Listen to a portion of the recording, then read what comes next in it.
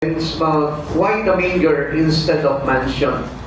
And bakit po kaya sa manger, ano? Bakit sa sapsapan, ba't hindi po sa malapalasyong lugar o sa malapalasyong tahanan ipinanganak itong ating tagapagligtas? Bakit po kaya?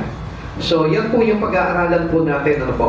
Alam niyo po ba na mayroong mga bagay na kabaligtaran po ito sa mga pangarap natin? May mga kabaligtaran din po ito sa pamumuhay natin. Kaya maganda po tayo na makinig po tayo mabuti para na sa ganon, hindi po tayo ma-misplace sa manubod ito. Okay? Isa po natin. This is the night of miracle.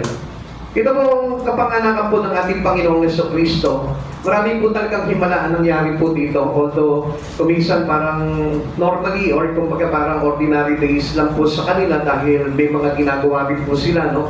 Katulad din po sa atin, tayo po ay abala. Diba? Kahit na po Pasko, abala pa rin po tayo doon sa iba't ibang bagay. Pero doon po sa mga bagay na yun, pinakita po dito yung maraming miracles po bago po yung kapanganakan po ng ating Panginoon. Now, the first miracle was the taxing was a miracle. Yung pong pagpapatala po nila. Alam niyo po ba, actually hindi naman po talaga ito miracle, pero considered as miracle because ito po yung nakakala po talaga sa Biblia na kung saan inihula na mangyayari po na kapanganakan ng ating Panginoong Jesucristo. And the second is the trip to Bethlehem was a miracle. Yung kanilang pagpunta, pag-uwi sa Bethlehem. Sila po ay galing po sa Nazareth. Ito po si Jose at si Maria na kasalukuyang kagampan po dito si Maria. Para magpatala, sila po yung umuwi po sa Bethlehem dahil doon po sila isinilang. At ito rin po yung nakasaad po dito sa Biblia na manggaganap po. Sabi po sa Micah chapter 5 verse 2, sinabi ni Yahweh, ngunit ikaw Bethlehem Ephrata, bagamat pinakamaliit ka sa mga angkan ng Huda, magmumula sa iyong angkan ang isang mamumuno sa Israel. Ang kanyang pinagmulan ay buhat pa noong unang panahon pa. Tinutukoy po si Jesus po dito, ano po? Galing sa lahi po nito si David. Kaya ito po yung lugar na pagsisilangan po talaga. Kaya po siguro, dahil po sa talaan na yon, inalaw ng Lord po yun na magkaroon ng pagpapatala para lahat po ng mga tao ay umuwi sa sarili po nilang bayan. So, ibig sabihin po, ito po ay ayon sa inihuhula ng mga propeta po noon at sa pamamagitan na rin po ni Propeta Micah. Now, ito pong pangyayari nito, why it is considered miracle? Because sabi po dito, the taxing wasn't miracle itself, but divinely orchestrated event. Kumbaga parang talagang itinalaga na po ito eh. Kumbaga parang itinakda na.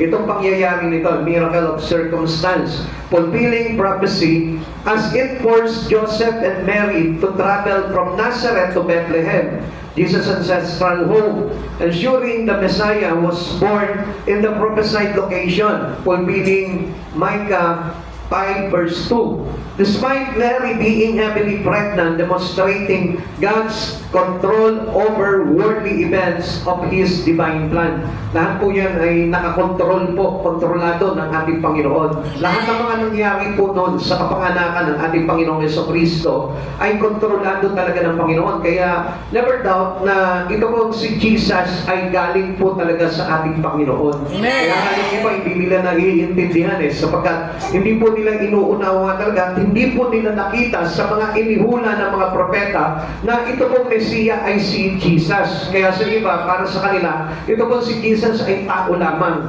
Dahil hindi po nila nakita kung ano po talaga yung naging kaganapan po dito. Kaya huwag po tayong mag-doubt po dito.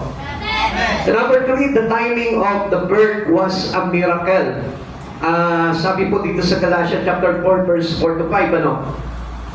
Ngunit na sumapit ang tamang panahon, isinugo ng Diyos ang kanyang anak na isinilang ng isang babae at namuhay sa ilalim ng kautusan upang palayain ang mga nasa ilalim ng kautusan. Sa gayon, tayo'y maituturing na mga anak ng Diyos. Alam niyo, kung papansinin po natin dito sa, sinabi po dito sa Galatia, ano po? Yung kapanganakan po ni Jesus nito, hindi po ito simple lamang po na may pinanganak po na sanggol, ano po? Katulad ng pagpakapanganak sa atin. Ang ating po Panginoong Jesucristo ay ipinanganak para mapasailalim sa kautusan. Alam niyo po ba yung kautusan na yun? Yun po yung nagpahayag na lahat ng kasalanan ng tao. Amen. Na hindi po natin kayang maisakatuparan yun. Kaya nga, in behalf of our God, napakabuti po nitong Panginoong Jesucristo dahil siya po yung gumawa nitong mga bagay na ito. Kaya tayo po lahat, magpasalamat tayo sa himala na ito na yung kapanganakan po ni Jesus na ito ay nagdala po sa atin para tayo po'y makawala doon sa kautusan. Amen. So siguro sinasabi po ng iba, ano naman yun? Kung iintindihin po natin, kung hindi po dumating dito si Jesus, there is no grace. Amen. So, ibig sabihin, kailangan natin tuparin lahat ng kautusan. Kailangan natin sikapin na gawin yung mga kautusan na yun. Hindi ka pa pwedeng magnakaw, kundi impyerno ka na agad. Hindi ka pa pwedeng magsinungaling, impyerno ka agad. Hindi ka pa pwedeng mawalan o i-dishonor yung mga magulang, impyerno ka agad. Ganun po matindi po yun. Kaya nga po, itong kapanganakan po ni Jesus ay talagang under pressure by the law. Grabe, ano? Ang bigat pala nung pagpapanganak ni Jesus dito, kala natin, tayo, tuwa tayo, wow, naligtas tayo, pero kay Jesus pala mabigat. Dahil sanggol pa lamang siya, pinanganak pa lamang siya, nandun na po yung pwersa, nandun na po yung talagang pressure ng bigat na talagang tatapuin niya sa kanyang pamumuhay. Kaya unawain po natin mabuti po ito, ano po, sa unang pagkakataon pa lang, sa sabsaban na siya ipinanganak. At hindi po sa mga malapalasyo. At ikalawa po dito na pinakita po sa atin, siya po ay under pressure by the law. Amen. So, ibig sabihin talagang siya po lahat gagawa nun. Grabe, ano po? Amen. So, ang hindi po nakita po dito ng mga tao, ginawa lang nilang tao si Jesus talaga. Sabi nila, tao lang yan. Tao lang yan si Jesus. Hindi sila makapaniwala. Alam mo, kung ikaw yung lalagay dito kay Jesus noong mga panahon na yun, ewan ko lang kung makasurvive ka. Dahil yung talagang kautusan na yun, kailangan mong isakatuparan yun. Kailangan mong gawin lahat yun. Sino po dito yung nakasunod sa kautusan? Wala po kahit isa. Ako naniniwala ko, hindi natin magagawa yung mga bagay na yun. Yun nga lang magsimba ka, hindi mo nagagawa eh. So yun lang, mahirap na sa atin eh. Hindi niyo po ba napansin? Pero si Jesus is perfect in all. Kaya nga po, kung mapansinin po natin, si Jesus, kaya pala hinahanapan palagi ng butas ng mga Pariseo at mga saserdote, na lagi nilang sinasabi, bawal magpagaling kapag aaraw ng mga pamamahinga. So, hinahanap po nila, pero alam niyo po, pinapakita dito ni Jesus na hindi niya nilabak yung kautusan na yun. Grabe. Kaya nga nung pinag-aaralan ko ito, sabi ko, grabe pala yung ginawa ni Jesus. Kala ko simple lang na pinanganak siya dito, tapos papako lang siya sa krus. Sa pamumuhay niya pala dito sa mundo na ito, nagkatawang tao siya para dalhin lahat ng bigat. Hindi siya napunta dito bilang Diyos. Diyos siya na nagkatawang tao, salita na nagkatawang tao, kaya ang bigat po ng talagang puwersa na nakapatong sa kanyang tungkulin na gagampanan para tayo iligtas. Kaya dapat unawain po natin ito, kaya wala po tayong dahilan para hindi ka mag-church, hindi ka sumamba sa kanya, hindi mo siya kilalanin, hindi mo i-honor yung mga bagay na ginawa niya para sa atin. Ikaapat, the incarnation was a miracle. Yung kanyang pagsasakatawang tao, na hindi po nakita po ito ng mga iba, na sinasabi po nila na tao lang yan, pinanganak ni Maria yan, pero hindi nila nakita kung bakit, kung paano. John chapter 1 verse 14, naging tao ang salita at nanirahan sa piling namin, nakita namin ang kalwalatian tunay na sa kanya, bilang kaisa-isang anak ng Ama. Siya ay puspos ng kagandahang loob at ng katotohanan. So, dito pa lamang po, no, pinakita na agad dito na siya po yung salita. At mamaya papaliwanag natin yan. Yung salita na ito na siyang Diyos din po, ano po, para makita po natin na talagang yung pagka-Diyos ng ating Panginoong Jesucristo. Now, the miracle and the manger. Tingnan naman po natin itong mga himala na ito at yung ukol na ukol sa sabsaban. Have you wondered why Christ was laid in a manger? Di po ba tayo kumaga parang namamangha tayo, nagtataka tayo, bakit doon siya pinanganak, ano po? Samantalang tayo, ang sarap ng kapanganakan natin, ano, sa hospital pa tayo, sa magandang hospital pa tayo, sa mga private pa tayo na hospital, na talagang sabihin po natin na talagang maayos yung kapanganakan natin. Unlike dito kay Jesus, talagang parang doon na lang sa isang koral o doon na lang sa isang sapsapan na lang po siya pinanganak. Why not a mansion? Bakit po kaya? Una, number one is the manger perfectly pictures his rejection. Hindi po siya pwedeng ipanganak sa sapsapan, sa mansyon, sapagkat hindi po magaganap yung talagang propesiya sa kanya, yung hula sa kanya. Amen. May panganganak po itong sanggol na ito bilang ating tagapagligtas, subalit siya po ay itatatwa.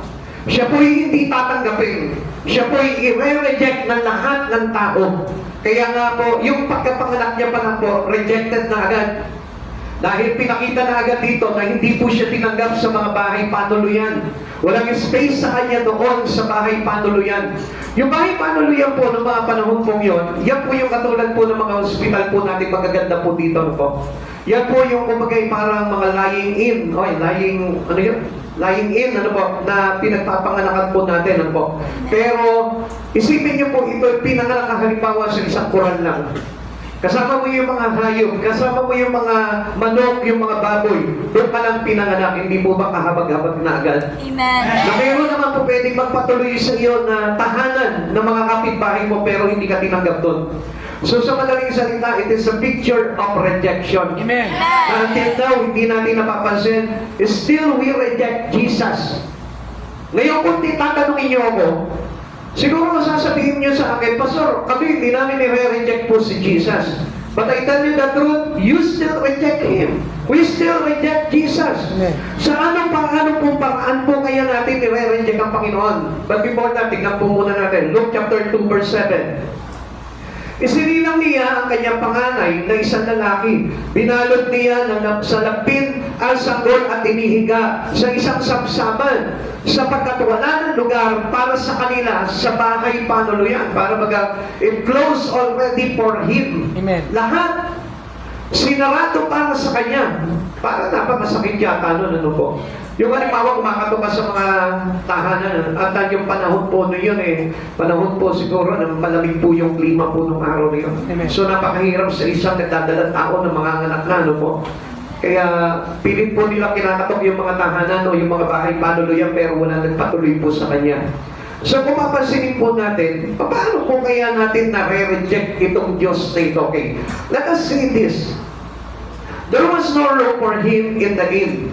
Doon po sa mga bahay panuluyan, pakinggan niyo po mabuti po ito, no? Ito po ang mga bahay panuluyan na ito, this inn is room for business. Kumbaga para lang sa mga negosyante, para lang sa mga negosyo. Yun lang yung mga inaalaw nila doon. Okay, listen to this, ha? Room for pleasure in the inn. Kumbaga parang doon lang sa mga nagpapasarap sa buhay, yung mga nagre-relax, yung mga parang gusto lang matulog, gusto lang magpahinga, doon lang para sa kanila. Room for others in the inn. Kumbaga doon lang sa mga tao na parang di nakatanggap-tanggap lamang po, pero hindi kay Jesus. Ano po kaya ito sa buhay po natin ngayon? It is the same now how we celebrate Christmas.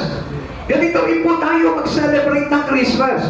Minsan yung Christmas, ginagawa po natin business. Yung Christmas, ginagawa natin pleasure. Diba? Kaya nga tayo nagre-reunion, nagbabakasyon, nagpapasyal, nagpa-party-party. Dahil gusto natin yung pleasure lang about this Christmas. Amen. So kung makikita natin, it is the picture of rejection. Amen. And some other people, meron pa po silang ibang mga ginagawa. Naganda kung ano po yung mga ginagawa nila during this Christmas season. So pero hindi po talaga ito yung season na kung saan tinanggap natin si Jesus. Kaya nga, we are only looking into material things. Into money, into gifts, into anything that around us here.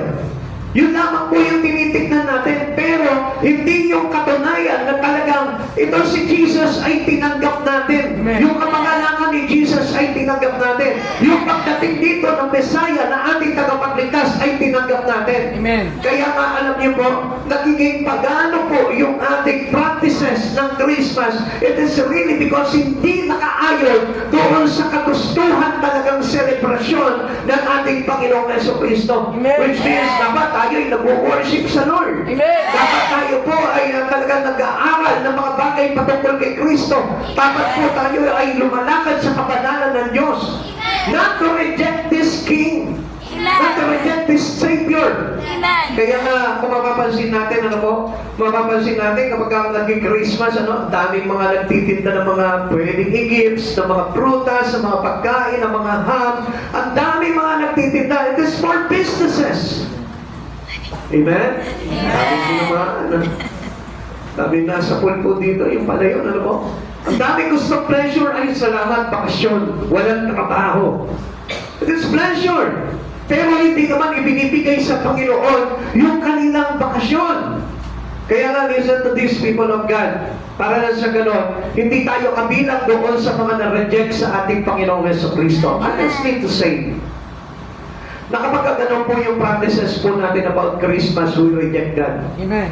Kahit po itagi po natin yan, just to read your Bible para malaman po ninyo kung paano po talaga na ayaw ng Diyos itong ganito pong celebration. Amen. Gusto po talaga ng Panginoon po sa atin is to focus our worship into Him. Yung celebrating the birth of Christ Jesus into our worship. Yung buong pamilya natin ay talaga pong nagpupuri at nagpapasalamat sa kaganapan po na ito. Amen. Kaya mapapansin po natin, ang dami po mga tao po ngayon sa paligid po natin, nabubuhay lang yung kanilang pag-church kapag ka po araw ng Pasko. Hindi niyo po ba nakita? Sorry to tell you, pero ganun po talaga tayo eh. Hindi po natin pinaglalaanan po talaga yung mga bagay na kautusan na isinulat po sa atin. Sabi po sa atin, ipangilin natin ang araw ng pamamahinga. So why not? Kaya nga kung minsan, linggo na lamang po yung hinahanap sa atin ng Panginoon, wala pa po tayo. Why? Because we are busy in our business. So it is a sign of rejection to Christ. Amen. Kaya nga kung minsan, hindi po tayo makapagbigay ng panahon sa Panginoon. Why? Because we are busy into pleasure. Amen. Amen. Gusto natin yung linggo, ipahinga na lamang po natin. Ipasyal na lamang po natin. It is a sign of rejection to Christ. Kaya nga sabi ko nga po sa inyo, mabigat yung kapanganakan ni Jesus dahil nakapasa ilalim siya sa mga kautusan. Na dapat sana tayo yung tumutupad dito, pero Diyos pa ang gumawa nito para sa atin, para lamang po tayo maligtas. Amen. At sa halip, dapat po tayo, nagpapasalamat po tayo sa Panginoon, pero we still reject Him. After all these things na ginawa sa atin ng Panginoong Jesucristo, nireject pa rin po natin siya. Amen? Amen. The Amazing Rejections message of John chapter 1 verse 1 to 14. Tignan po natin yan. Ano po ba itong mga rejection na ito? The Word was God. Ito na, pinapakita na po natin. Ano po? Hindi sila tinanggap ng Panginoon eh. Hindi nila tinanggap po itong Panginoon dahil hindi nila alam na ito pong salita na ito ay Diyos. So, titignan po natin at the beginning of this chapter 1, verse 1, napansin po na pala ay naroon na ang salita. Ang salita ay kasama ng Diyos at ang salita ay Diyos. So, who says that Jesus is only a man? Sino man nagsasabi na si Jesus Christ ay tao lamang? So, no doubt to hear. Dahil ito po salita na ito ay Diyos. Amen. Ulitin ko po sa inyo yung sinabi po dito sa John chapter 1 verse 1. Lampasin po na ay naroon na ang salita. Ang salita ay kasama ng Diyos at ang salita ay Diyos. Sino po yung tinutukoy dito? If you have a clear spirit with God, mauunawain mo rin to clearly. Understand this word, that this word is Christ Jesus. Kaya nga, how na nire-reject natin yung salita ng Diyos? Hindi natin binabasa, hindi natin itinatanim sa puso natin. So it is the sign of rejection to Christ. Na kapag wala kang Bible at wala kang tiyaga magbasa ng Biblia, it is the sign of a person who reject God. Amen. Kung wala kang kabisadong Bible verse, it is the sign of a rejection to Christ. Amen. So mabigat po pala, ano po? Pero still, hindi ka pinapahamak ng Panginoon. Bakit? Kasi siya yung gumawa nun. Siya ang shoulder nun. Kaya lang, pagharap natin sa Panginoon at hindi po natin natutunan talagang tanggapin yung salita ng Diyos sa buhay po natin, I tell you the truth, we are rejected. Sapagkat sinabi po sa atin ng Panginoon po ito, sabi niya, if you reject me, kapag ako'y pinahiya ninyo sa harapan ng mga lahi ng mga makasalanang ito, ikakahiya ko rin kayo sa harapan ng aking Ama. So we will be rejected kapag tayo po mismo, ikinahiya po natin na tanggapin itong salita ng Diyos sa buhay natin. Kaya nga kung mapapansin po natin, ano po, ilan naman po sa mga tao sa buong mundo na babasa po ng Biblia? They don't have an interest to read the Bible. Na kahit man lang po sa isang linggo, magbasa ka ng Biblia sa loob ng isang oras, hindi po magawa po ng tao yan. Bakit? Because they have no interest about the Word of God. Amen. So meaning you have no interest about Jesus. Because the Word is Jesus and Jesus is the Word. Amen. Okay, tignan pa po natin ano po. The amazing rejection message of John 1:14. Number 2, the Word was the Creator. Ito po salita na ito na ayaw natin basahin, ayaw natin kabisaduhin, ayaw natin ipamuhay. Ito po yung lumikha po sa atin. Amen. Listen to this, kapatid sa Panginoon. John chapter 1 verse 3. Nilikha ang lahat ng bagay sa pamamagitan niya at walang anumang nilikha ng hindi sa pamamagitan niya. Sino yung tinutukoy dito? Siya yung salita, si Jesucristo. Tayo po yung nilikha sa pamamagitan po ng ating Panginoong Jesucristo. Nilikha yung kalakasan mo, nilikha yung trabaho mo, nilikha yung tahanan mo, nilikha yung mundo na ito sa pamamagitan ng ating Panginoong Jesucristo. So why not to enjoy your life with the Bible? Supposed to be dapat, ito pong Bible na ito, ito yung dapat na kinahuhumalingan ng tao. Amen. Pero mas kinahumalingan pa yung cellphone. Yung cellphone, araw-araw po yan, hawak po nila. Pero yung Bible, sa loob lamang po ng isang linggo, hindi pa mahawakan. Kapatid sa Panginoon, ito po yung sign na kung minsan nire-reject po natin ang Diyos sa buhay po natin. Minsan magbabasa lang ng isang talata po sa Bible, ayaw pa. Minsan kapag kami nadaanan sa Facebook ng mga Bible verse, ayaw magbasahin. Ini-scroll pa po nila. So this is how rejected our Christ Jesus. Okay, number 3. The Word was made by the Word. Ito pong mundo na ito, sa pamamagitan ng salita, ay binuo po itong mundo na ito. John chapter 1 verse 10. Dumating ang salita sa sanlibutan, ngunit hindi siya kinilala ng sanlibutan ito na nilikha sa pamamagitan niya. Grabe, ano po? Napakita po ang Panginoong Jesucristo, pero hindi po nila kinonsider that this is our Savior. Amen. Amen. Pagdating mo si Jesus sa buhay mo at mabuhay ka kay Jesus. Ganito po yung pagtanggap po natin sa ating Panginoon. We don't reject Jesus because He is the one who created this world. Kaya nga marami po mga tao po sa paligid po natin, ayaw po nilang kilalanin ang Panginoon sa buhay sa buhay po nila. Kung minsan hindi po si Jesus yung nagiging sentro ng buhay nila at mayroon pa po silang ibang ginagawang sentro sa buhay po nila. Now I tell you the thing, na kapag tayo po mismo hindi tayo nagkaroon ng interest dito po sa salita ng Diyos na ito, I tell you, nire-reject po natin ang Panginoon. At alam naman po natin, ang sabi po ng John chapter 3 verse 16, whosoever believe in Him shall not be perished, but that's eternal life. Amen. And contradicted to it, na kapag tayo po hindi sumampalataya kay Jesucristo, meaning, we have no interest about the Word, at ito po John 3:16 is Word. It is Jesus. Hindi po siya basta babasahin lamang po. Amen? Naintindihan natin, hindi po isang Bible lamang po ito na sinulat ng tao. It is, kumbaga, it is inspired by the Spirit of God. Amen. So, ginamit niya itong mga propeta na ito po mga na lumathala po nitong Biblia na ito. Ilan po yung author po nito? Ilan yung writer nito? 40 plus. So, meaning, hindi po ba tayo nagtataka? Iba-iba yung author ng Bible na ito. At iba-iba yung panahon Amen. ng kanilang mga panahon na kinabuhayan. Pero hindi kayo nagtataka. From Old Testament to New Testament, iisa po yung kanilang kapahayagan. Nagkaugma-ugma, hindi sila magkakakilala. So meaning, ito po salita na ito na hindi natin kinikilala ay si Jesus. Amen. So, ibig sabihin po nito, you must believe in the words of God sapagkat ito pong salita ng Diyos na ito po yung dapat na pumasok sa puso natin para na sa ganang mabuo sa buhay po natin si Yeso Cristo. Amen. Kaya nga minsan tamad na tamad po tayo talaga sa pagsisimba at sa pakikinig po ng salita ng Diyos. Alam niyo po ba kung bakit? Kasi hindi po nabubuo sa puso po natin yung salita ng Panginoong Yeso Cristo at ayaw po natin gawin yung bagay na yun. Dumating ang salita sa sanlibutan, ngunit hindi siya kinilala ng sanlibutan ito na nilikha sa pamamagitan niya. Although marami naman po talaga tao na tumatanggap po talaga sa Panginoon. Sinasabi nila, I am a believers of Jesus Christ, pero they don't want to read the Bible. They don't want to read the words of God. They don't want to meditate it.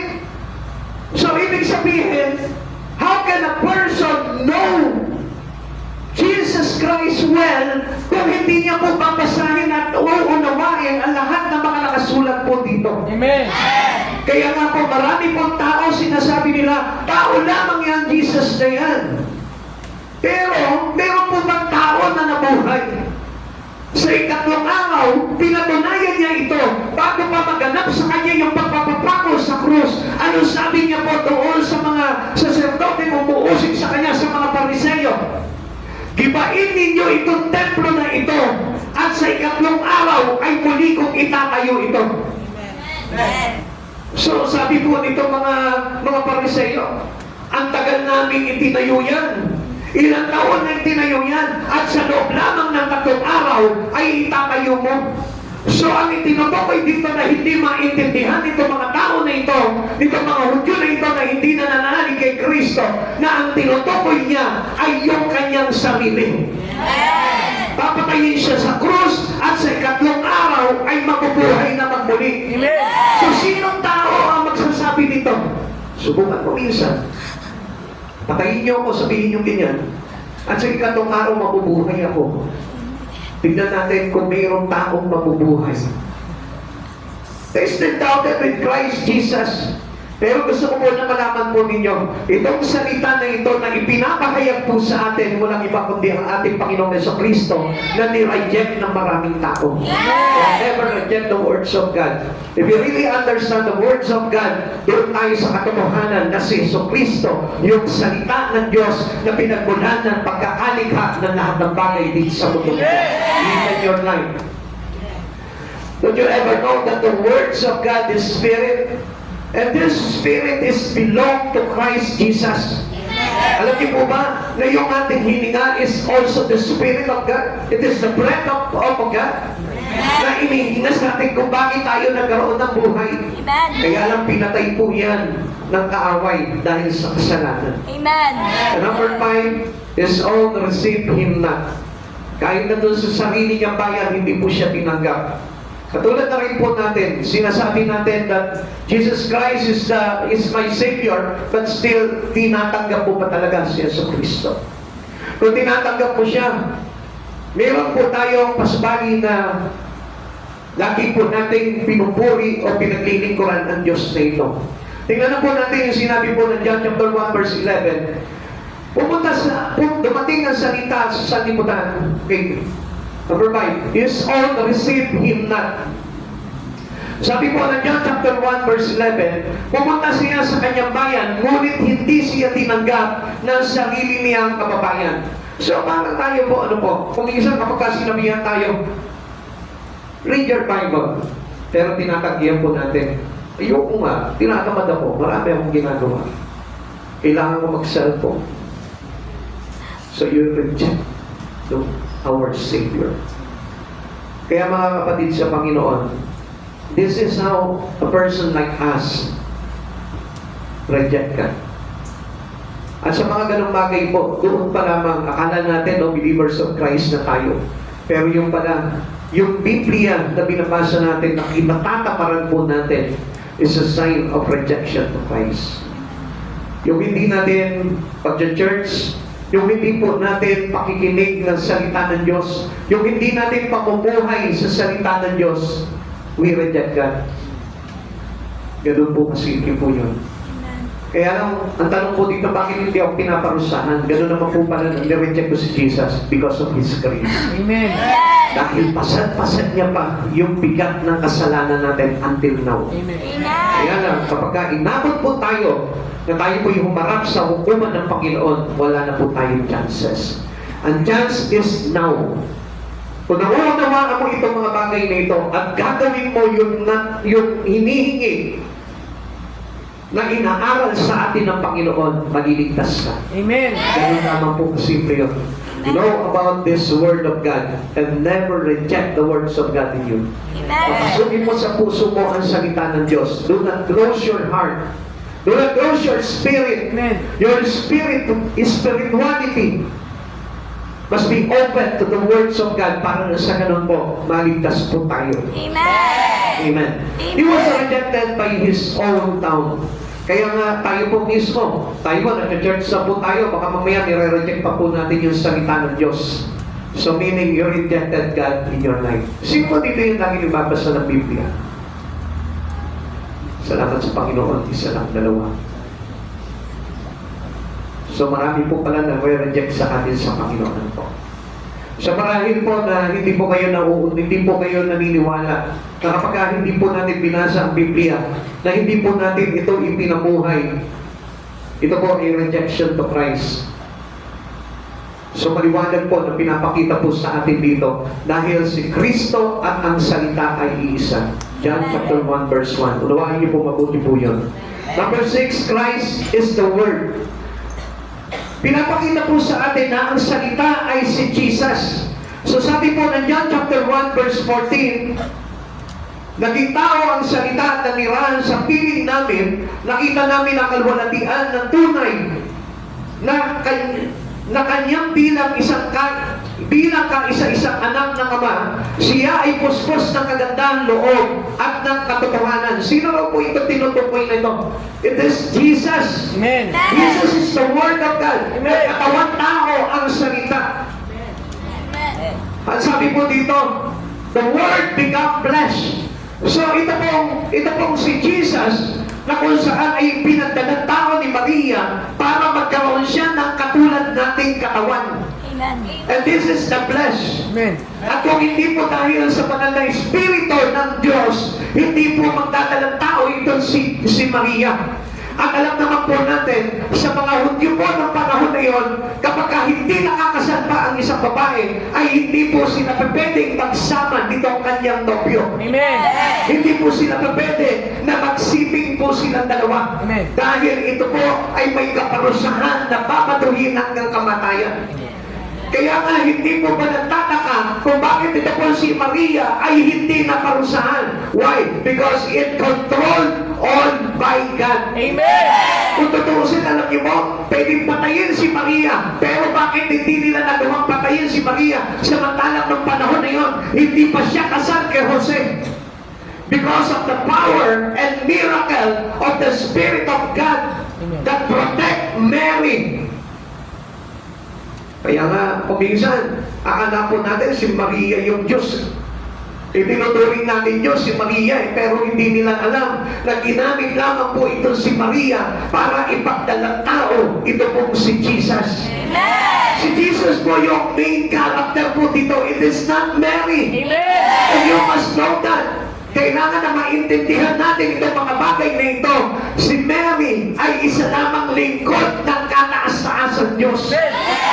Parang yung mga tao po na nangangaral ng salita ng Diyos. They are the same with Mary, and they are not God. Amen. We are not God. Amen. Amen? Naintindihan po natin? Amen. Nagpapahayag lamang kami ng salita ng Diyos, pero hindi kami yung Diyos. Amen. Ipinapahayag namin yung Diyos sapagkat yung salita na pinapahayag namin ay walang iba kundi si Yesu Cristo ng Diyos. Kaya nga, pinapakita po dito dito na si Jesus yung salita. Amen. At nagkatawang tao si Jesus sa pamamagitan po ni Mary. At sa tulong ng banal na Espiritu ng Diyos. Tandaan po natin, wala po naganap po sa kanilang dalawa ni Jose sapagkat hindi pa po sila kasal. At paano po magdadalang tao ang isang katulad din po mga babae kung wala po silang asawa? Huwag po natin bigyan po ng masamang mali siya, ano po? Kasi yung iba, marami naman dyan. Malumabas ka lang ng gabi dyan eh. Hindi po ganun eh. Ang panahon po nila doon, mahigpit. Na hindi tayo pa pwede na makitang nagsusolo kasama ng isang babae at lalaki. Amen. Amen? Kaya nga po, napaka-imposible po mangyari po noon. Pero naganap po yun dahil sa tulong po ng banal na Espiritu ng ating Panginoon. The world is still reject Him today. Until now, nire-reject pa rin po. Ikaw ba, will you receive Him? Tinatanggap mo ba talaga ang Panginoon Yesu Cristo sa buhay mo? Tanggapin mo itong aral na ito. Tanggapin mo si Jesus na maluwalhati sa puso mo. Saligsigin mo yung Biblia. Saligsig mo yung salita ng Diyos. Kaya nga sabi ko nga po noong Sunday, di ba? I will dare you. Na kung hindi ka talaga naniniwala sa salita ng Diyos, bakit hindi mo basahin cover to cover para makita mo? Isang araw, ikaw mismo, baka magsisigaw ka dyan, sabihin mo, totoo ang lahat ng ito. Amen. Naranasan ko ito sa pagbabasa ko ng salita ng Diyos. Alam niyo po ba na kapag binasa mo ang Biblia, cover to cover, pagka talagang pinuso mo ang pagbabasa ng Biblia, hindi mo maalam na parang nandun ka mismo sa kaganapan ng mga panahon na iyon. Subukan mo, para na sa ganun, makita niyo po yung kapangyarihan ng salita ng Diyos. Kaya po hindi natin po maintindihan po ang Biblia sapagkat hindi po natin binabasa. Hindi po tayo pumapaloob doon sa Espiritu ni Kristo at hindi tayo nakakapalooban ng Espiritu ng Diyos. Pero unless nabasahin mo po talaga ang Biblia at isa puso mo ito, makikita mo, baka sabihin mo, it is real! Amen. I am be the witness on the cross of God. Baka sabihin mo, nandun ako sa paanan ng krus ni Jesus, doon siya po'y pinapako sa krus. Kaya po hindi natin ma-experience po talaga eh. Yung real things in Christ Jesus, dahil hindi po natin ipinupuso talaga yung salita ng Diyos. And supposed to be, alam niyo po ba, sa pakikinig lang ng salita ng Diyos, dapat po parang itinadako ka na o parang tineteletransport, tineteleport ka na doon sa panahon na yun. Amen. Alam niyo po ba na kapag ikaw po talaga, you have the heart to believe in Christ Jesus. Kapag nakikinig ka ng salita, alam niyo po, na para bagang sa iyo sa sarili mo, dinadala ka sa panahon na yun. 2,000 years ago, na mangyari po yung pagpapapako kay Kristo, parang nandun ka rin. Amen. Amen? Amen. Sa pagkabuhay ni Jesus, parang nandun ka rin, nakatingala ka habang pinapanig si Jesus. Amen. And it is really happened to those who believe truly with their heart in Jesus. Amen. Ang sabi po ng Biblia, nasa puma ang himala. Ang himala ay nasa puso ng mga nananalig sa Kanya. Amen. Kaya nga kung gusto mong masaksihan po talaga lahat ng mga pangyayaring ito, pusuin mo si Jesus sa buhay mo. Amen. Bigyan mo ng time magpagbabasa ng Biblia. Amen. Alam niyo, ang ganda ng cellphone mo, pero wala kang Bible. It is a rejection to Christ. Amen? Amen. Ang mahal-mahal ng cellphone mo, pero ang Bible, magkakano lang ito? 700, yung ganito na po. May mas mura pa nga po, 450, 350. Samantala po yung cellphone, libo-libo. 20K, 50K, pinapatulan natin. Pero gusto ko malaman po ninyo, it is rejection to Christ. Bago ka pumili ng cellphone mo, bago ka pumili ng bahay, ng kotse, dapat meron ka ng Biblia. At dito, saan dito? Nasa puso mo. Amen. Amen? How can we celebrate Christmas? Kung sineselebrate lang natin ito, bumili ka ng gifts para sa nanay mo, bumili ka ng gifts para sa jowa mo, sa mga kapatid mo, namigay ka ng mga regalo, pero wala kang Bible. This is materialistic. And this is not how we celebrate Christmas. Kaya nga ang tanong dito, will you receive Him? Tinatanggap mo ba siya? Kung tinatanggap mo siya sa Kristo sa buhay mo, dapat may Bible ka na. Amen. At itong oras na ito, dapat may dala kang Bible. Pero, I assure you, hindi kayo lahat meron dalang Bible. Amen? Are you believers to Christ Jesus? And I'm sorry. Tawagin niyo po ako dahil natupo ko po talaga yung katotohanan. Nag-church po tayo, believer of Christ Jesus tayo, nag-church tayo, pero wala tayong dalang Bible. Sigurado ko sa iyo, hindi ka na babalik dito sa church na ito dahil nasaktan na kalooban mo. Pero, kapag ka tinanggap mo itong katotohanan na ito, I tell you the truth, makikita mo, mararanasan mo si Jesus sa buhay mo kung isa sa buhay mo talaga. Yung sinasabi ko sa inyo, that every person in the world must have their own personal words of God. Amen. Kung talagang totoo believers ka ni Jesus, dapat meron kang ganito. Amen. Meron kang Bible. Amen. Ano ba naman yung halimbawa, maaginaldohan mo, bumili ka ng Bible. Amen? Amen. O kaya naman, meron halimbawa, sobra yung Bible, noong kaibigan mo, maghingi ka. Pero yung cellphone, hindi naman nahihingi, ano? Kung minsan, talagang bibilin mo talaga, pag-iipunan mo. Dapat ganun din po tayo pagdating sa Biblia. If you truly receive Jesus in your life, dapat meron kang Biblia. Amen. Kung mag-celebrate ka ng Christmas nitong oras nito, masaya-masaya ka, pero naisip mo, wala pala akong Bible.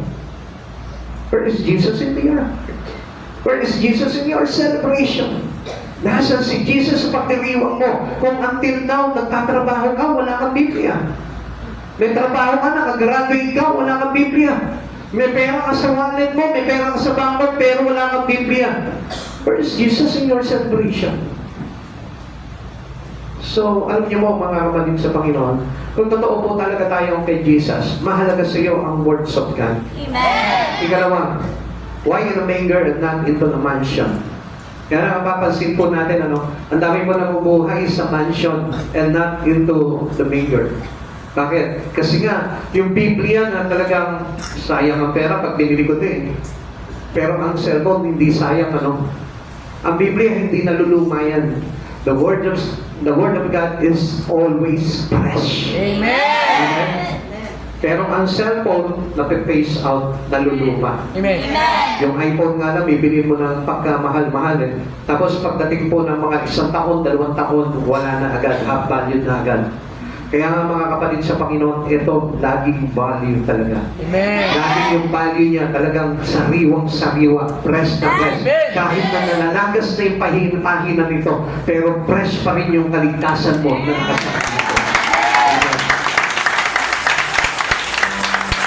And this is how many people today is still choosing mansion and not manger. Kaya nga, ito, pinapakita po sa atin na marami po tao talaga nire-reject po talaga ang salita ng Diyos. Actually, dapat nga po, itong panahon na ito, active na active ka po talaga sa Panginoon. Kaya lang, tingnan niyo po, minsan active tayo sa iba pong mga bagay, sa mga parties, reunion, at kung minsan, hindi na po natin mabigyan po talaga ng time ang pag-church po natin dahil po doon sa mga bagay na yun. And I praise God, papasalamat ako sa Panginoon dahil may time pa rin po kayo sa Lord. Inunan niyo pa rin po yung manger kesa po sa mansion. Amen? Amen. Ikalawa, the manger perfectly pictures His redemption. Alam niyo mo, kung hindi po siya sa manger, doon siya sa mansion ipinanganak, baka hindi po tayo natubos sa ating mga pagkakasala. Alam niyo po ba yung manger? It's a place for everyone that we can reach easily God in our life. Ang dali po sana abutin po ng Panginoon sa buhay po natin. Pero bakit? Ang dami po tao, hirap na hirap abutin si Jesus. Alam niyo po kung bakit? Because ang marami po tao, lunod na lunod sa mansyon. Kaya nga, they don't want to visit the manger. Tingnan niyo po itong mga taglupagdas na ito, magigiyaman po ito. Pero bakit po kinalugdan ng Panginoon? Dahil sa kabila ng kanilang kayamanan at pagiging hari, naging believers pa rin po sila ni Jesus at hinanap pa rin po nila yung sabsaban na pinapakalakan po dito kay Jesus para sa parin po nila itong batang pinanganak po na ito. Pero hanggang sa panahon po natin ngayon, ang lapit-lapit po ng church natin pero hindi natin mapuntahan. Why? Because of your mansion. Ano ba yung tinutukoy po dito? Yung pong manger, It's the place that we can easily reach God. Amen. Amen. And why not in the mansion? Because this mansion, madalas hindi po mananampalataya ng Diyos. Karamihan sa mga mayayaman, hindi sumasampalataya sa Diyos. Karamihan sa panahon natin ngayon, sa mga hari, wala nang nananampalataya kay Kristo. Amen. Kaya nga kung mapapansin natin, mga kapatid sa Panginoon, why your life is too much busy in gaining the whole world. Di ba napansin po natin? Lagi po tayo parang gusto natin ng mansion palagi, mansion palagi. Ang tinutukoy ko po dito, yung kayamanan ng sanlibutan ito. Kaya nga pinapakita po dito, yung sapsapan na nireject ng tao. Yung sapsapan na ayaw puntahan ng tao. Yung sapsapan na ayaw po nila, pinandidirihan nila. Gusto nila yung mga magagandang lugar. Gusto nila yung mga mala hotel. Gusto nila yung mga mala resort. Gusto nila yung mga mansion na bahay. Which is, cannot see God in them. Halos hindi natin makita si Jesus doon. Isa nga pag pumasok ka ng mga malalaking bahay dyan sa paligid na yan, wala yung presence na doon. Wala yung presence ni Jesus. Minsan, ang ganda ng mga kasangkapan po nila pero hindi mo makita yung Biblia. O kaya naman yung Biblia po nila nasa isang drawer, nasa isang closet, bagong-bago, walang bahid na pilas sa mga pahina. Ikaw, kapatid, may Bible ka na ba? This is a maker. Na tinatagihan po ng mga tao. This is truly the manger, the place of birth of Christ Jesus. Amen. Now, tingnan mo yung puso mo ngayon. Is it manger o mansion? Isa yung puso natin, hindi na manger. The place that Jesus birthed could be mansion na. Kaya kung minsan, alam niyo po, marami pong tao, hindi na hinangad si Jesus sa buhay nila. Ang hinangad na yumaman, maging tanya, maging makapangyarihan sa mundong ito. Why? Because they don't want the maker. Gusto nila yung mansion. And they put their rejection into the maker. Kung naiintindihan mo ito, mga kapatid sa Panginoon, mag-iisip ka sa katotohanan. Maraming tao kaya hindi po mapaglingkuran ng ating Panginoon dahil busy sa pagpapayaman. Maraming tao kaya wala po time sa pag-church. It is because busy sa paggawa ng mansyon. Pero gusto ko malaman mo, kaano mo niya narating mo sa mundong ito, kailangan mo pa rin yung manger na nire-reject. Amen. Dahil soon haharap ka dito sa hari ng sapsapan na ito. At yun yung mahatol sa'yo kung talagang totoong makakapasok ka into the real mansion in heaven. Kaya mga kapatid sa Panginoon, po tayo masilaw dito po sa mga huwad na mansyon na mundo pong ito. Kung titignan po natin yung place na nireject ng mga tao na hindi na nampalataya kay Jesus. Kaya tingnan niyo po mga kapatid sa Panginoon, dahil po sa pera nag-aaway-away ang tao. Dahil sa kayamanan, hindi marunong magpatawad ang tao. Alam niyo po ba kung bakit? Because they reject the maker of Christ Jesus. Actually, alam niyo po, kung if you are truly believers sa Christ Jesus, kahit na dayain ka, kahit na lokohin ka, kahit na mawalan ka ng ari-arian dito sa buhay mo, we don't mind because ang mahalaga sa iyo is the maker of Christ Jesus and not the mansion. Amen. Amen? Amen. Alam niyo po ba mga kapatid sa Panginoon, iniwan ni Jesus yung kanyang mansyon. Pumunta po siya dito sa sapsapan. At alam niyo po ba kung ano yung pinahalaga niya? Yung sapsapan. Dahil nandun sa sapsapan, yung pagpapatawad niya sa bawat isa sa atin na makasalanan. Amen. Iniwanan niya yung kanyang mansyon sapagkat kung nanatiling siya doon sa kanyang mansyon, hindi tayo maliligtas. Kaya siya bumaba dito at ipinanganak sa sapsapan para po hindi i-reject, kundi para iligtas tayo lahat na rumi-reject sa kanya. Amen. Amen. Kaya ikaw, kapatid sa Panginoon, matuto ka na magpatawad sapagkat ano man yung mga bagay na pinagawayan at pinagtalunan ng tao dito sa mundong ito, still, ma-remember mo pa rin, maalala mo pa rin that Jesus was born into the manger for you to be forgiven.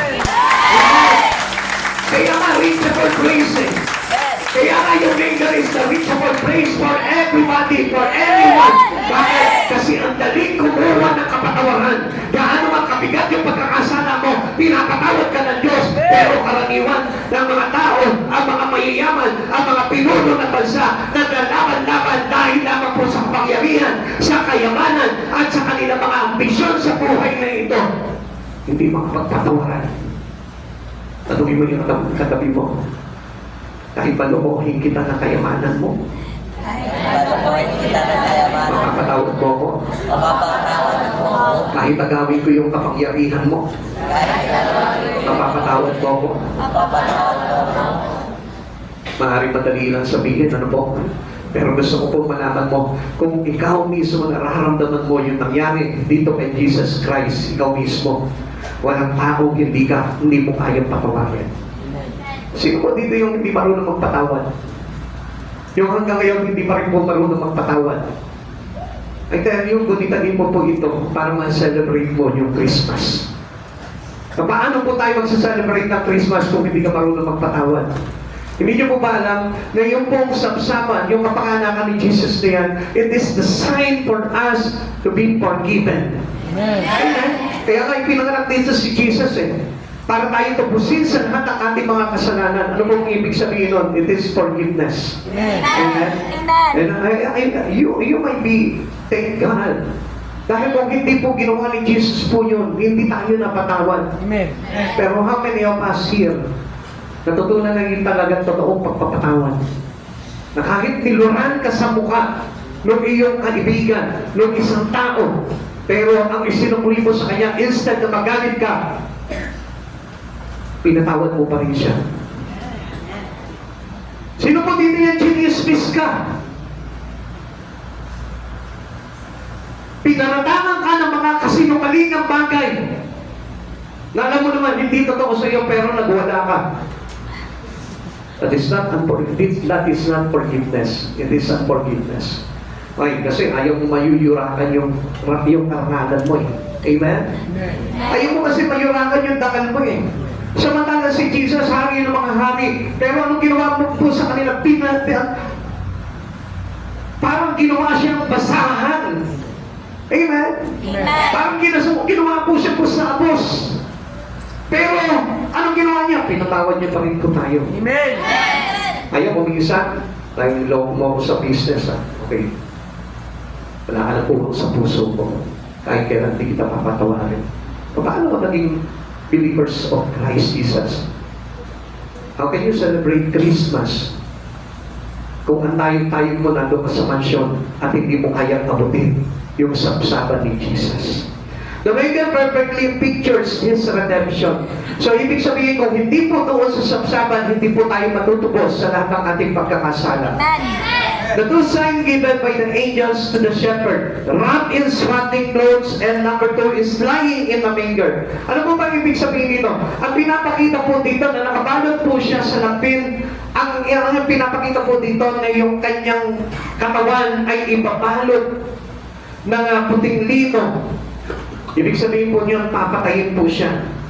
Lying in a manger, ang ibig sabihin po niyan, it is the love of God. Siya po yung magiging handog para sa ikatutubos ng kasalanan po natin. Amen. Ngayon, kapatid sa Panginoon, sino po dito yung tinubos na sa kanyang pagkakasala ng ating Panginoon? Pakitaas po yung kamay. So lahat po tayo na po. Pero, sino po dito yung tumubos na sa nagkasala sa kanya? Pakitaas ang kamay. Naintindihan niyo po ba? Yung ibig ko sabihin na, yung pong talagang mortal na kaaway mo, pinatawad mo na. Talaga lang ha, pamamaya. Kwento lang yan. So, ibig sabihin niya, you are truly forgiven. Pero gusto kong malaman mo, sabi po ng Biblia, pagpatawad ka, hindi kayo papatawagin. Amen. Subalit pagka hindi ka napatawad, hindi ka rin patatawarin ng Diyos. Amen. Kaya nga ito pong dalawang bagay na ito pinakita po sa atin kung gaano kahirap yung sinapit ni Jesus para lamang patawarin ka. Amen. Sino sasabi dito, masakit po kasi nung ginawa niya sa akin eh. Then, mas masakit, mas magpatawad ka. Amen. Sino mo dito yung may reason kung bakit hindi sila makapagpatawad? Isa lang sasabihin ko sa iyo, mahalin mo ang Biblia. Amen. Mahalin mo ang salita ng Diyos at makikita mo kung ano talaga ang sinasabi ng pagpapatawad. Amen? Amen. Paano kaya kung halimbawa hilingan tayo ng Panginoon, sige bago kita patawarin, kailangan ipako muna kita sa krus. Kaya ganon? Amen? It is simply, lumapit ka sa akin, papatawarin kita. Amen? Amen. Ito lang yung ginawa sa atin ng Panginoon eh. Sino man malapit sa akin, makakasumpong ng kapahingahan. Amen. So ano po ba ibig sabihin yun? You are being forgiven by God. Amen. Papatawarin ka ng Panginoon sa lahat ng pagkakasala po natin. Tingnan niyo po ito, napakahirap itong dinanas po ni Jesus dito. Pero sa kabila po nito, pinatawad ka ng Panginoon. Tanongin mo nga yung katabi mo ngayon. Totoo ba nagpatawad ka na? Totoo ba nagpatawad ka na? That was the true meaning of Christmas. Amen. Hindi lang magbibigay ka ng gift, kundi matuto kang magpatawad. Amen. Hindi lang magbibigay ka ng pera, kundi kailangan magpatawad ka. Buksan mo yung puso mo, magmahal ka. Buksan mo yung puso mo, papasukin mo sa Yeso Cristo. Sapagkat ang marunong magpatawad, nandun sa puso niya. Kaya nga, di ba pinakita po, John the Baptist called him the Lamb of God. Hinandog siya. Alam niyo, tayo po, mabilis na tayo magpatawad dapat eh. Kasi tayo, hindi tayo inihahandog. Amen? Amen. Hindi tayo pinabango sa krus. Hindi tayo pinapatay. Pero hirap na hirap po tayo magpatawad. Pero ang Diyos dito, He is the redemption. Inalay siya, hinandog siya, pinatay siya, pinako siya sa krus. Kailangan niya magpatahanan sa katerbang hirap. Ganon yung pagpapatawad ng Diyos. Samantalang sa atin, madali lang sanang bitawan eh. Kung bukas lang yung puso mo talaga kay Kristo. Pag nag-sorry sa iyo, yung nagkasala sa iyo, madali lang sabihin na, you're forgiven. Because I am forgiven. Amen? Ganun ba kayo makadaling magpatawad? O may kondisyon? Tatawarin kita pagpatay ka na. Patatawarin kita kapag kalumundag ka doon sa pinaka-pataas na building. Patatawarin kita kapag ka nasampal kita 10 beses. Grabe tayo magpatawad, ano? Samantalang si Jesus, siya po yung tumanggap po ng mga bagay na yun eh. Hindi lang sampal yung inabot ni Jesus, pero pinatawad po tayo ng buong buo. Why? Because He is the picture of redemption. The maker was a picture of redemption. Amen. Kaya nga sinabi po ni John the Baptist, He was the love of God. John 1:29. Kinabukasan nakita ni Juan si Jesus na lumalapit sa kanya. Sinabi niya, tignan ninyo, siya ang kordero ng Diyos na nag-aalis ng kasalanan ng sanlibutan. If you belong to Christ Jesus, ikaw din mismo. Kaya mo mag-alis ng kasalanan ng mga taong lumalapit sa iyo. Amen. Bakit? Kasi alam niyo, mayroong mga pagkakasala sa iyo yung ibang mga tao, yung kaibigan mo, yung kapatid mo, yung magulang mo, yung anak mo, pero parang nire-reject natin. Hindi natin maibigay sa kanila yung kapatawaran. So, ibig sabihin po nun, naipa natin ang Diyos. Dahil ang Diyos nagpapatawad, He is the redemption. Siya yung tumpos sa lahat ng ating mga pagkakasala. Pero tayo, hindi natin mapalaya yung kapwa natin na nakukonsensya sa nagawa niyang pagkakasala sa iyo. Alam niyo kung ba ang isang taong nakonsensya? Yung iba guilty. Tapos, niyuko niya yung sarili niya doon sa tao na nagawa niya ng kasalanan at humingi siya ng tawad, umiyak siya. At nagpakumbaba, alam niyo po ba na grabing alundan ng Panginoon ang ganong klaseng tao? Kaya nga ang isang tao mapagpakumbaba, kinalulugdan ng Panginoon yan. Ang sabi ng Lord, He gives people to humble. Amen. At ang pagod, binibigay niya sa isang tao na marunong humingi ng tawad. Sa mga tao nagpapakumbaba. Amen. Amen? Amen. Kaya mga kapatid sa Panginoon, pag nagkasala ka sa kapwa mo, humingi ka agad ng tawad. Be like Christ Jesus. He humbled himself para lamang po tayo tubusin sa lahat ng ating mga pagkakasala. Offer your life. I-offer niya ang sarili mo. O sige na. Pasensya ka na sa akin. Marami akong nagawang pagkakasala sa iyo. Ako'y nagpapakumbaba sa iyo, banal na harapan sa Diyos na yun, sa tao. Di ba? Yung iniyuyok mo natin yung sarili po natin doon sa taong nagawa natin pagkakasala. Alam niyo po ba, it is the great things into the eyes of God. Amen. Pagkaan po natin yan, mga kapatid sa Panginoon. It was not far the finger to the cross. Pinapakita po dito, no? Ito pong finger na ito, kaya nga po yung sabsaban yari sa kahoy. Dahil ang pinapakita po dito, yung sasapitin po ni Jesus na pagpapako sa kanya sa krus. We must not forget the cross at this time of the year. Kapag Christmas, dapat naaalala rin po natin yung ginawa po ni Jesus sa krus. Ano po? Hindi lamang po pagmahal na araw natin naaalala yan. Dapat araw-araw sa buhay natin. Para na sa ganun, matandaan natin o maalala natin that Jesus redeemed us. Ng Diyos na ito, ang Panginoong Jesucristo, ang tumubos po sa atin. Kaya mga kapatid sa Panginoon, yung Christmas ay panahon ng pagtubos. Ang Christmas ay panahon ng pagpapatawad. Sino mo dito may kaaway? Christmas na Christmas, may kaaway ka. Meron po ba? Meron po ba kayong mga nakasamaan ng loob? Then huwag kang mag-celebrate ng Christmas. Amen? Kung gusto mo mag-celebrate ng Christmas, huwag yung gift ang dalhin mo. O kaya naman, magdala ka ng gift doon sa nakasamaan mo ng loob at humingi ka ng tawad. Amen?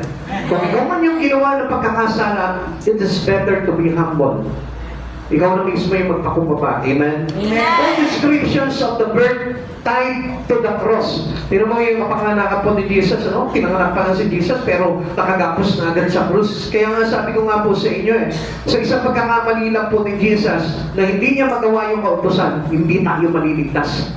Kaya kung mapapansin natin, talaga parang inapinatodo ito si Jesus na kahit paratangan siya, kahit na bugbugin siya, latiguhin siya, hindi po pumapalagpurtong si Jesus. Bakit? Kasi ayaw niya labagin yung kautusan niyon para maligtas ka. Amen. Hindi para masabi, ay, hindi niya nagawa. Hindi po ganun kundi ang nakasalalay po doon yung kaligtasan mo. Yung kaligtasan natin lahat. Kaya nga talaga pinerfect niya talaga itong law of God na ito, itong batas ng Diyos na ito, itong mga kautusan na ito, para hindi ka mapahamak. Amen! Grabe, Grabe yung pressure talaga kay Jesus. Tingnan po natin yung pahayag po dito ni Pablo. Galatians 4, verse 4-5. Ngunit na sumapit ang tamang panahon, isinugo ng Diyos ang kanyang anak na sinilang sa isang babae at namuhay sa ilalim ng kautusan upang panayangin ang mga nasa ilalim ng kautusan. Sa gayon, tayo'y maituturing ng mga anak ng Diyos. Grabe, dahil kay Jesus yun. Hindi dahil nagawa mo yung kautusan, dahil hindi natin magagawa yun, dahil kay Jesus yun. Ngayon, sino po sa atin ngayon ang hindi makakapagpatawad?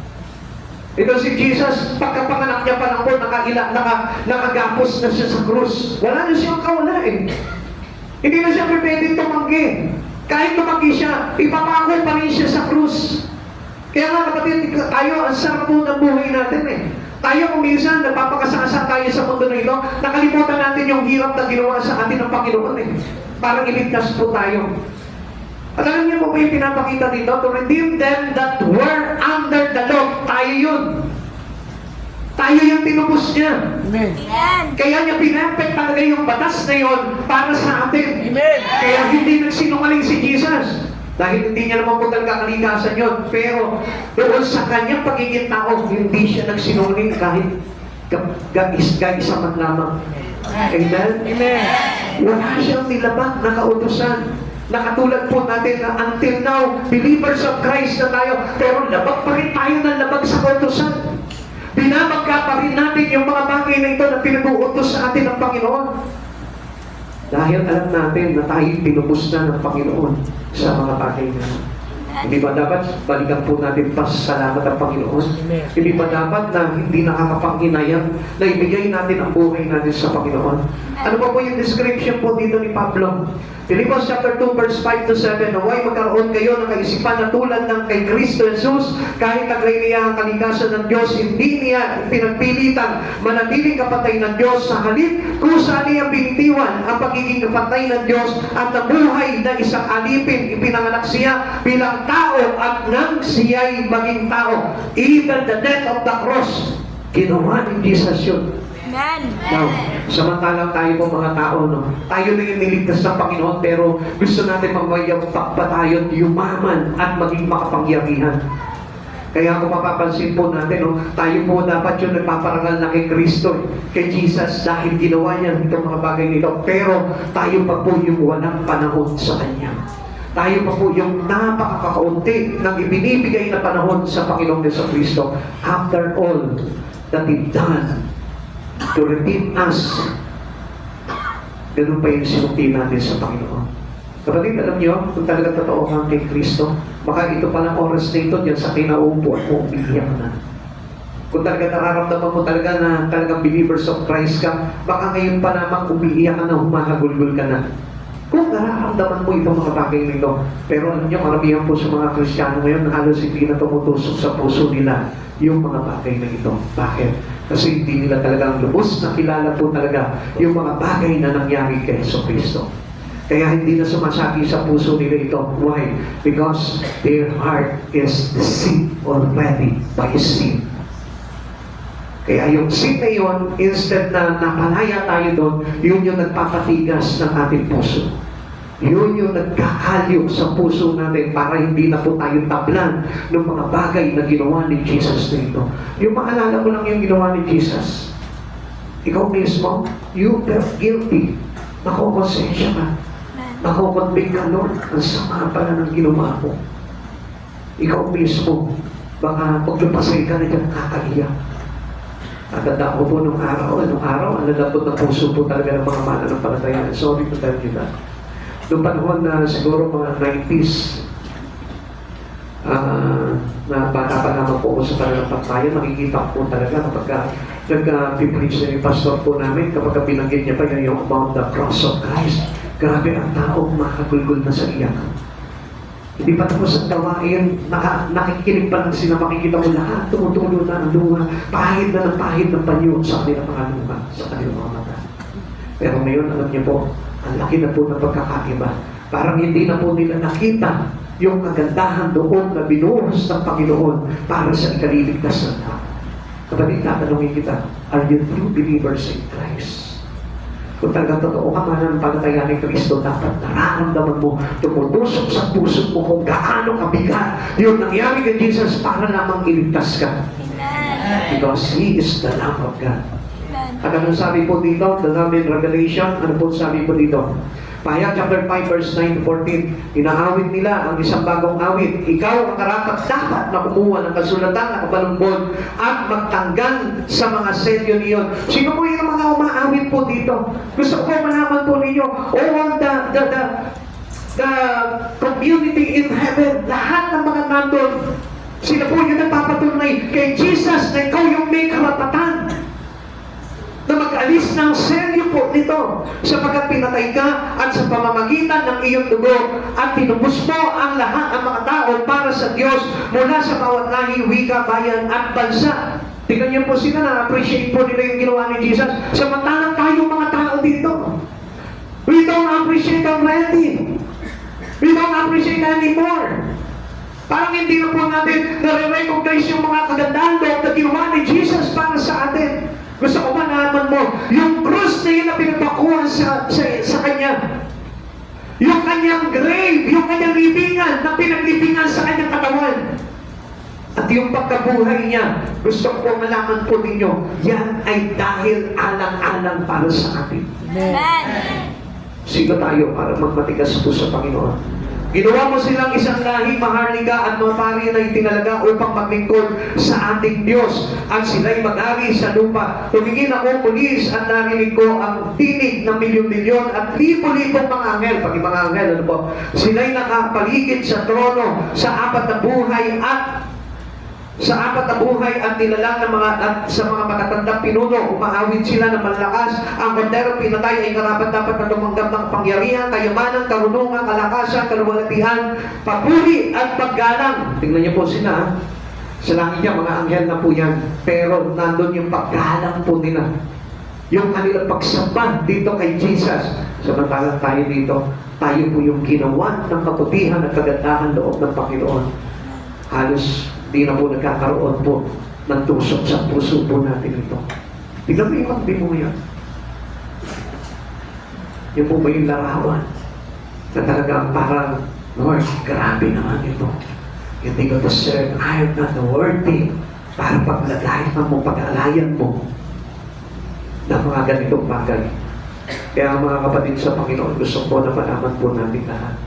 Si Jesus, hindi naman po dapat talaga naghihandog para sa atin, pero inihandog niya yung sarili niya para matubos ka lang. Verse 13, at narinig kong umaawit ang bawat nilikha, nasa langit, nasa lupa, nasa ilalim ng lupa, at nasa dagat, lahat ng mga naroroon nakaupo sa trono at sa kordero, at ang papuri at karangalan, kaluwalhatian at kapangyarihan magpakailanman, at sumagot ang apat na nilalang ng buhay. Amen. At nagpatira pa ang matatandang pinuno at nagsisamba. Kaya naunawaan niyo ba po itong bagay dito? Amen. Alam niyo po, kung talagang sumasa atin po yung Espiritu ng Diyos, parang mapuponsensya ka eh. Kasi piling mo dahil sa akin. Kaya nangyari kay Jesus itong bagay dito. Dahil sa akin, yung Diyos ng kataas-asan, ginawa lamang basahan, alipin, niluraan, binumbong, minati kong pinako sa krus, pinatay. Dahil lang sa walang kakwenta-kwentang ako. Nakita mo ba yun? Kaya nga alam niyo po, if you have a heart of a manger and not a heart of a mansion, marahatol kayo. Pero kung ikaw matayog yung tingin mo sa sarili mo, papangyarihan, sikat, famous, hindi mo mararamdaman itong bagay na ito. Kaya nga marami po tao nangangarap po na magpayaman sa mundo eh. Kaya hindi na nila maramdaman si Jesus sa buhay nila. Kaya para sa kanila wala nang halaga itong mga bagay na ito. Pero yun po ba yung tinutukoy po dito, Revelation chapter 5 verse 9 to 14, describe a glorious heavenly scene. Ganun po yung nangyari doon sa kalangitan na hindi mangyari ngayon dito sa oras na ito. Tignan niyo po yung pangyayari po na yun, ha? Where the 24 elders and the 4 living creators sing as new song, praising Jesus as the Lamb of God, worthy to open the sealed scroll, because He was slain and redeemed people from all nations with His blood, making them kings and priests to reign on earth, leading to universal worship by countless angels and all creation, claiming power and honor to God and the Lamb. It highlights Christ's sacrificial worthiness, His redemptive work, and the ultimate authority He holds to execute God's plan, contrasting His humble sacrifice with His supreme power. Mapapansin lamang po natin yung grabe ginawa nito si Jesus na ito. Alam mo, dapat ngayon sa oras na ito, nagpupuri na yung Espiritu. Pinupuri mo na agad si Jesus sa buhay mo. Yes, totoo po ito. Kung talagang totoo na uunawaan mo talaga yung ginawa na kadakilaan ng Panginoon. And last, number 3, the manger perfectly pictures is reachability.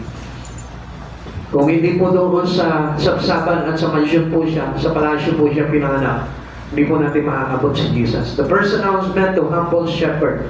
Kaya nga, unang-unang inabot niya po dito, yung mga humble shepherd.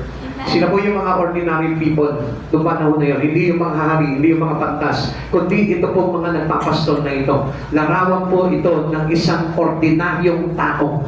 So, ibig sabihin yung pinaka-ordinaryo sa panahon po natin ito, reachable si Jesus para sa kanila. Amen. Yung mga walang kakwenta-kwentang tao sa panahon na ito, maaabot po nila ang Panginoon. Sapagkat through His manger, pwede nating abutin si Jesus. Every humble receive announcement of salvation.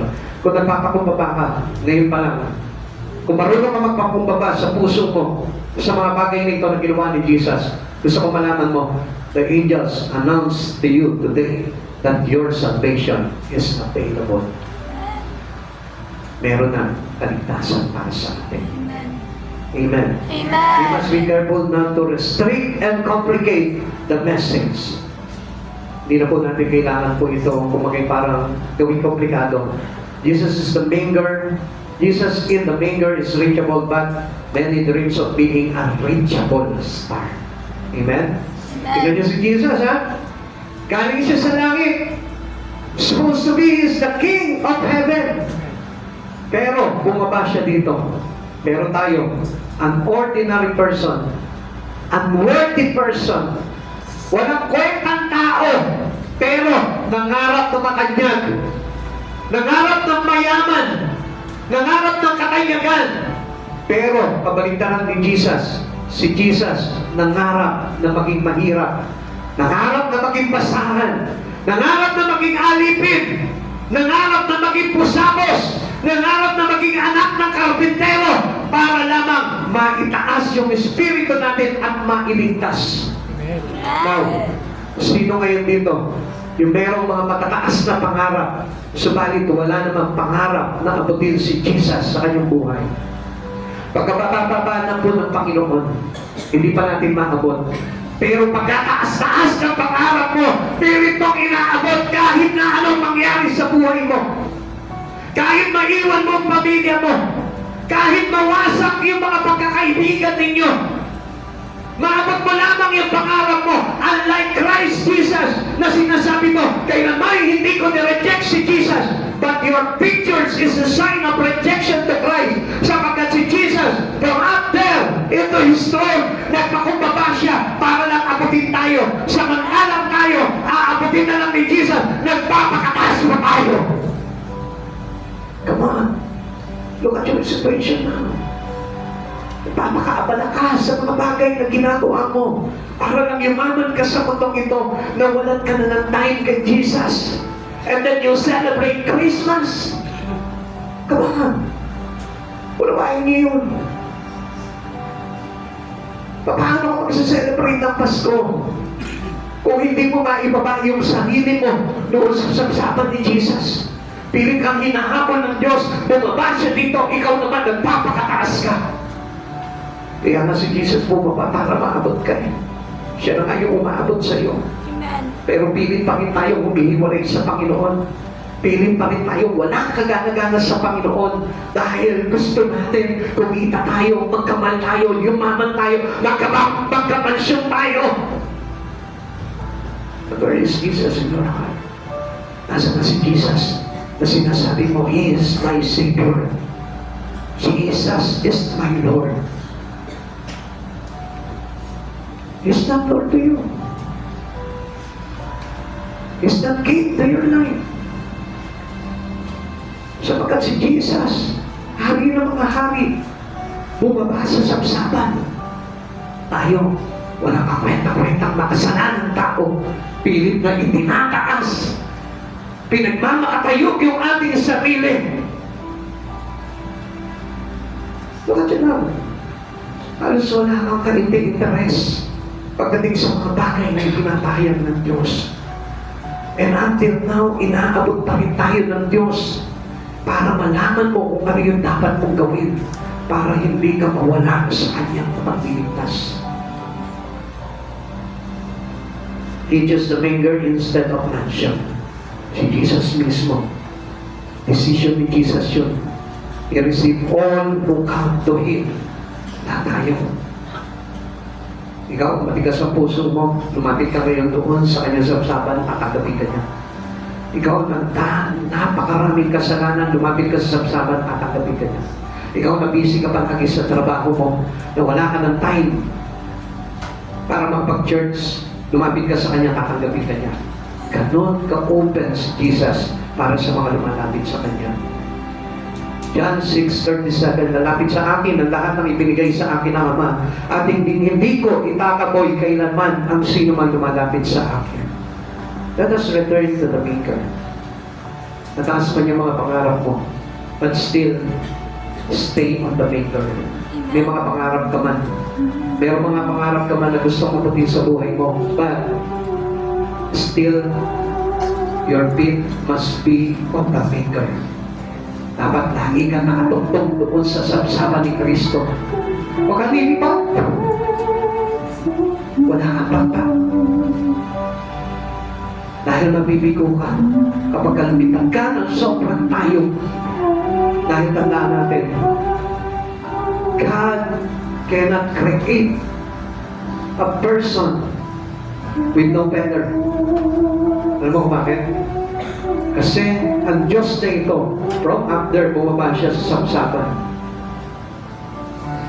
para sa atin na nakatungtong dito sa lupa na ito. Kaya nga huwag mong akalain na dahil sa mga pangarap mo na unti-unti mo natanggapon na ngayon, ay hindi mo na kailangan ng Diyos. Kailangan mo si Kristo.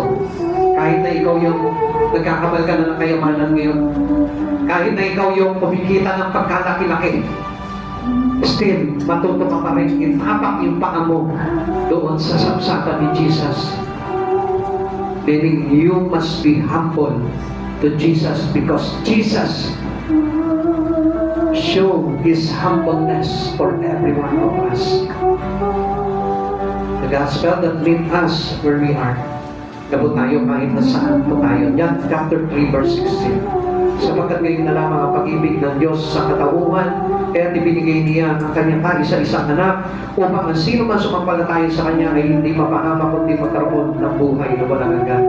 And this is the plan of God with you for you to be saved. Kaya kapatid sa Panginoon, unumahin mo itong mga bagay na ito. Kung talagang believers ka ni Jesus, kaya mong iwanan lahat ng mga kataasan mo, katayugan mo, para lamang ibaba mo yung sarili mo into the manger, that the place was the child was born for our salvation. Sa oras na ito, kapatid sa Panginoon, nangyayakit na ito kayo. Pero ibaba mo yung Espiritu dito sa ating Diyos na tagapagligtas. Tanungin mo yung ginawa ni Jesucristo. We are not worthy to celebrate Christmas kung wala kang puso na katulad ng pagpapakumbaba ng puso ng Panginoong Jesucristo. Tandaan po natin lahat, ang lahat ng ginawa ng ating Panginoong Jesucristo, yung kanyang mga pagdurusa ay dahil sa mga kasalanan na nagawa natin sa buhay na ito.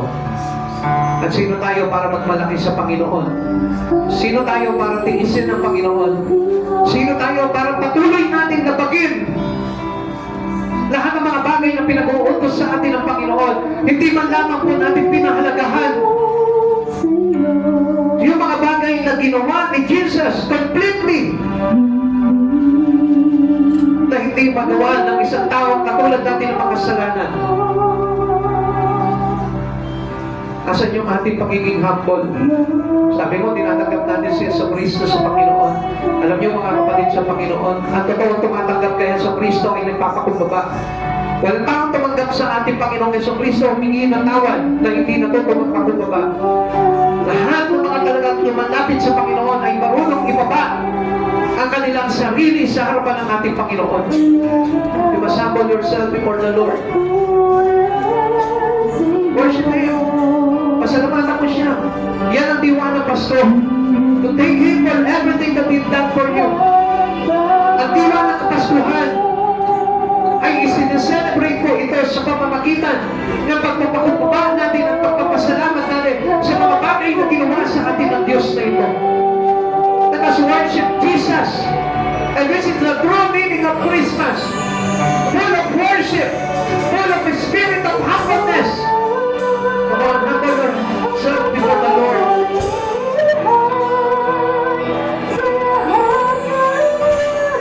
Tingin ko sa oras na ito. Ikaw na matayog. Ikaw na mataas. Ikaw na mapagmalaki. Why don't you learn yourself to be humble before the Lord? Walang naligtas na hindi marunong ang pakumbaba. Sa mga lahat na nagpapakumbaba sa Panginoon ay itinataas niya at lahat na nagpapakumbaba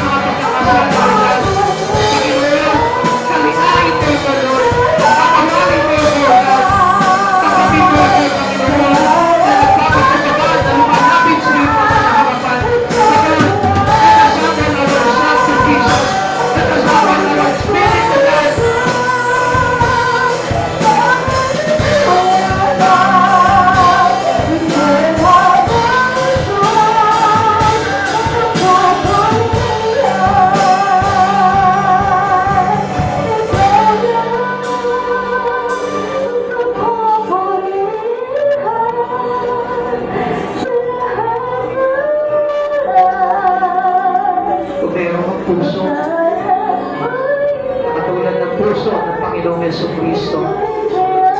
Sa oras na ito, alam mo sana kung paano magpakumbaba, especially sa banal na harapan ng ating Panginoon na tumubos sa atin sa lahat ng ating mga karumihan, sa lahat ng ating mga kasalanan.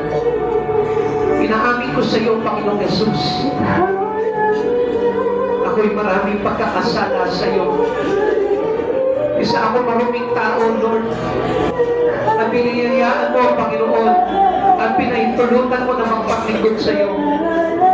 Sa oras na ito, Lord, humihingi ako ng tawad sa iyo sa lahat ng aming mga karumihan, sa lahat ng aming mga kasalanan. Patawarin mo po ako, Panginoong Jesus. Patawarin po ako ng mga kapwa ko, Lord. Patawarin mo po ako, Panginoon, sa lahat ng mga nadulutan ko ng sama ng loob. Panginoon, patawarin mo po. Sino ko, Panginoon, para hindi magtatawad? Sino ko, Panginoon, upang magmalaki? Sabi mo nga po, Panginoon, ikaw ang naglikha ng aming buhay. At ikaw rin ang may karapatang kumuha nito, Lord. Ikaw ang nagbibigay. At ikaw rin ang may kapangyarihan na bumawi nito, Panginoon. Sino ko para magmalaki sa iyo? Sino ko para hindi magpatawad? Panginoon, wala akong karapatan na i-reject ka. Wala akong karapatan na i-reject ang salita na nagmumula sa iyo, Lord. Wala akong karapatan, Panginoon. Isa lamang po kung maruming basahan. Isa lamang po kami maruming makasalanan. Ako hindi dahil sa iyo, Lord. Hindi kami natubos sa aming mga pagkakasala. Panginoon, turuan mo po kami na magkaroon ng kababaan loob. Turuan mo po kami, Panginoon, na magpatawad ng katotohanan. Turuan mo po kami, Panginoon, na patuloy na maghandog at magparaya. Katulad ng pagpaparaya na ginawa mo para sa amin. Panginoon, patawarin mo po kami. At inihiling ko po rin sa iyo sa oras na ito, Lord. Patawarin mo mga tao na nalulunod sa liputan ito, Lord, na wala nang halos panahon sa iyo, na nagumon na ang buhay sa pagpapayaman. Samantalang ikaw, Lord, mula sa iyong banal na trono, hari ng mga hari, napagpad ka, Panginoon, at pinanganak sa sapsapan para lamang abutin kami ugal ng mga kasalanan. Panginoon, maraming salamat sa iyo, Lord. Deserve mo, Panginoon, na sambahin. Deserve mo na pagpumihan. Deserve mo, Panginoon, ang lahat ng kapangyarihan. Deserve mo, Panginoon, ang paglikuran ng lahat. Panginoon, sapagkat ikaw ang may karapatan. Ikaw ang may karapatan, Panginoon, na magligtas ng bawat isa ugat. Maraming salamat sa iyo, Panginoong Jesus. Nagpapakumbaba kami sa iyo, Panginoon. Salamat po sa iyo, Panginoong Jesus. Hallelujah, Lord of Christ.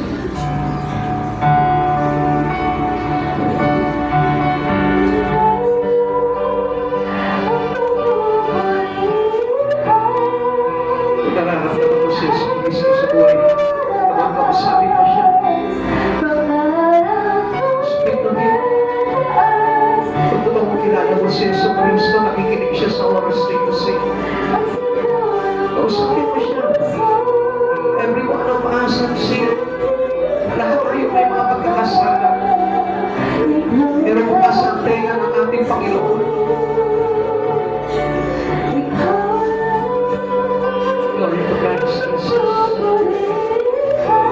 Salamat, Panginoon. Salamat sa pagpili mo. Salamat, ang Ina Diyos, na nagpatawad na lahat ng ating mga pagkakasala. Panginoon, ngayon, handa na kami, Panginoon, ay pagdiwa kami ang kapanganakan. Handa na kami, Panginoon, sapagkat natutunan lang namin, Panginoon, yung tinuro mo sa amin, Panginoon, na pagpapakumbaba. Natutunan na namin, Panginoon, mula sa kaibuturan ng aming puso ang magpatawad.